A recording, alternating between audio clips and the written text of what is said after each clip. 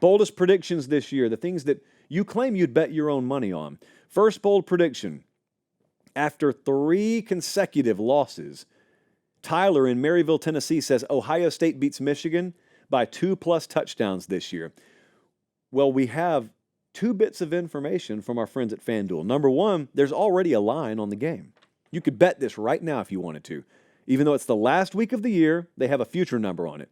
Michigan at Ohio State. Ohio State minus 9.5. They're a 9.5-point favorite right now. But they also have an alternative line on it, or an alternate line on it. Just so happens to coincide with this prediction. You could go bet Ohio State minus 14 right now at plus 130, which is probably something I'd wait to do a little bit later in the year, but it's out there. In fact, Ohio State is more likely to win by 14 or more than they are to win by 1 to 7 points. So odds makers don't find this bold. Odds makers find it somewhat likely. 4 of the last 5 games in this series have been decided by 14 plus. So even though it's very fierce, there have been Michigan 42-27, Michigan 45-23. Last year's game was close. But several years before that, 3 years before that, Ohio State a double-digit winner in all the years. So double-digit wins are a norm in this series. Is Ohio State going to do it this year? It's a 7 for me. This is not out of the realm of possibility at all. Having said that, it's also not out of the realm of possibility that everyone's predicting that, and then Michigan goes in there and wins outright. But, I mean, if odds makers are telling me it's plus 130 juice at minus 14, I'm going to make it a 7 on the boldness scale. Next up, we haven't talked about Arkansas in a while. Mike up in Russellville, he said Arkansas wins 8 games this year. Then he put a lot of qualifiers in there that would probably happen if Arkansas won 8 games. So, bad news, Mike. Well, actually, good news for you. I'm making this a 9.75.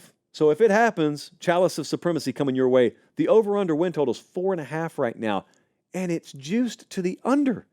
So you got to pay more of a premium to bet the under at 4.5. There are reasons for optimism. Deep breath there. The deepest breath of the show.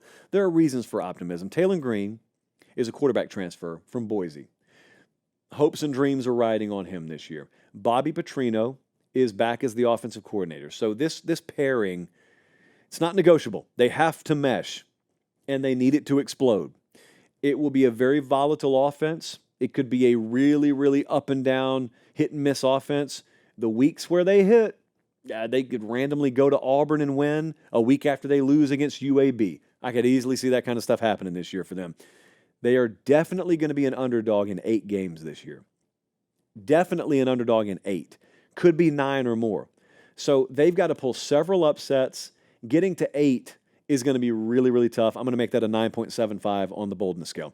Next up, a lot of creativity here. It's pretty bold. Let's talk about the college football playoff. 3 teams from the state of Texas will make the playoff. The way I figure this is both Texas and Texas A&M have to make it because of what I'm about to say. In the Big 12, you got Texas Tech, Baylor, TCU, and Houston.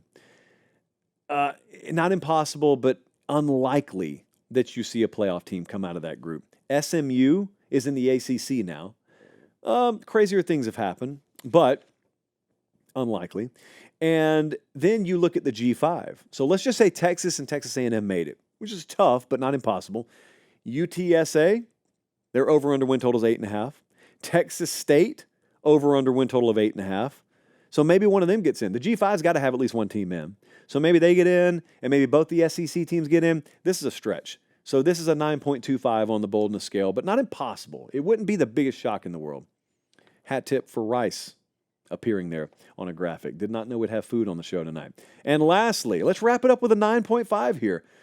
Grand Rapids, Michigan checking in saying Riley Leonard is in New York City for the Heisman ceremony. So not that he wins it, but Riley Leonard transferred from Duke to Notre Dame, quarterback. He's going to be a Heisman finalist. Remember last year he was hurt. Year before at Duke, he was a 3,000-yard passer, 700-yard rusher, really good player, had a ton of hype last year, and then was banged up. Mike Denbrock who coordinated the offense at LSU that won the Heisman last year with Jaden Daniels, he is the offensive coordinator at Notre Dame now.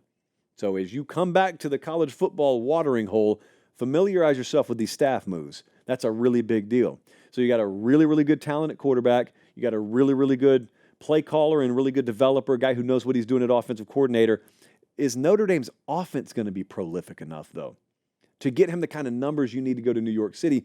Because Notre Dame's going to be plenty good defensively, where they don't need to play the way that LSU played last year. Not even close. Doesn't mean they can't. He is the 9th player right now on the Heisman odds board over at FanDuel. This is a 9.5 to me.